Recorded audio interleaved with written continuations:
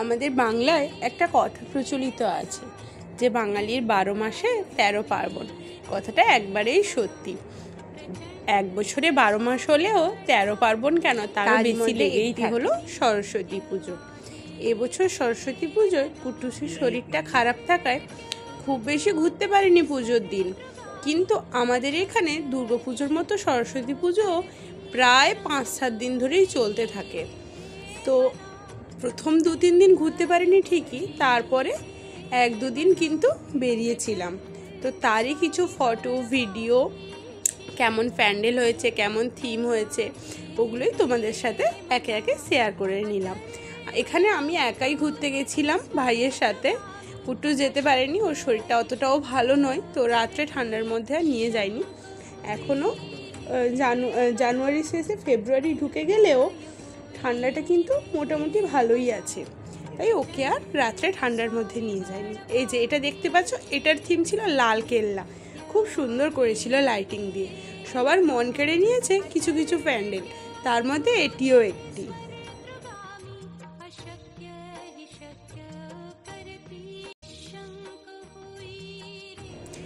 ক্যামেরাম্যানের কথা আর কি বলবো, দেখো ওকে বলছি যে ওদিকটা যা ভাইকে, ও ওই অবস্থাতেই আমার ফটো তুলে নিচ্ছে। এই দেখো এখানের মা সরস্বতী প্রতিমাটা কিন্তু খুবই সুন্দর হয়েছে, দেখলেই কিন্তু মন জুড়িয়ে যায়, প্রচণ্ড সুন্দর হয়েছে এখানে। এটা কিন্তু কোনো পোজ নয়, পায়ে মশা কামড়াচ্ছে তারই ফটো তুলে নিয়েছে।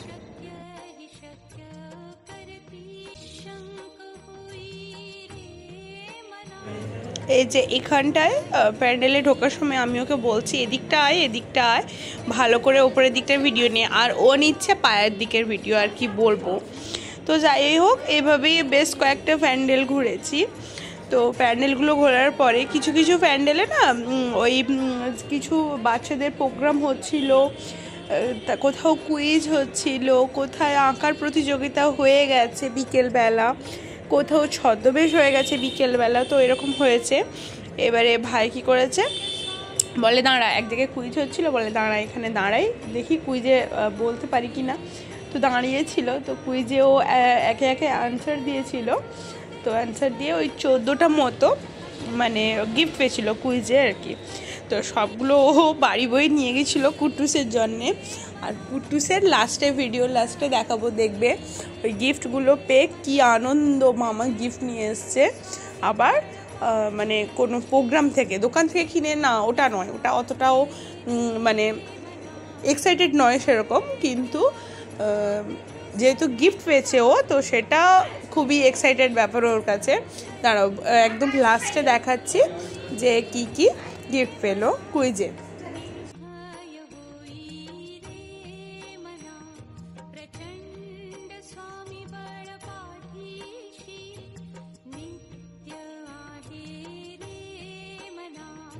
এই যে এই জায়গাটায় দেখতে পাচ্ছ না, আমি ওকে বলছি যে জুম করে ফটো তোল, আর ও জুম করে ফটো তোলার বদলে আমি ওইভাবে বলছি, ওটাই একটা মানে তুলে নিয়েছে ফটো। তো যাই হোক, এইভাবে মোটামুটি আমরা দুজন ভাই বোনে করে ঘুরে নিয়েছি বেশ কয়েকটা প্যান্ডেল। তো ঘোরার পরে আমরা বাড়ি ফেরার সময় আরও একটা মজার ঘটনা হয়েছে। কুইজ টুইজ তো সব খেলা হয়ে গেছে, গিফট পাওয়া হয়ে গেছে, জাস্ট বেরিয়ে যাব, সে সময় কি হয়েছে দেখো। এই যে এই প্যান্ডেলটা ঘুরে নিলাম আমরা এখন।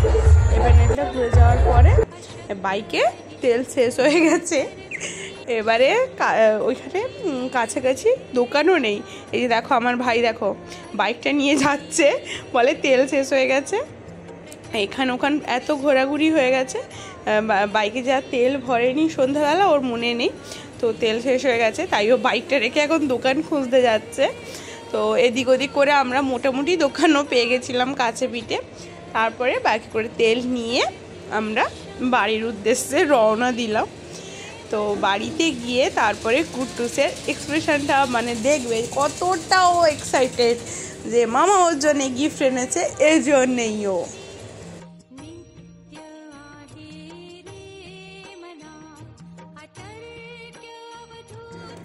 এই যে দেখো এখানে আমরা বাড়ি চলে এসেছি, আমি দিচ্ছি কতগুলো পেন পেয়েছে, দেখো 1 2, আর কুট্টুস আমার কাছ থেকে ছাড়িয়ে নিচ্ছে, এই যে 3 4 5 6 7টা পেন ছিল, আর 7টা চকলেট ছিল। মাঞ্চ দিয়েছিল 7টা।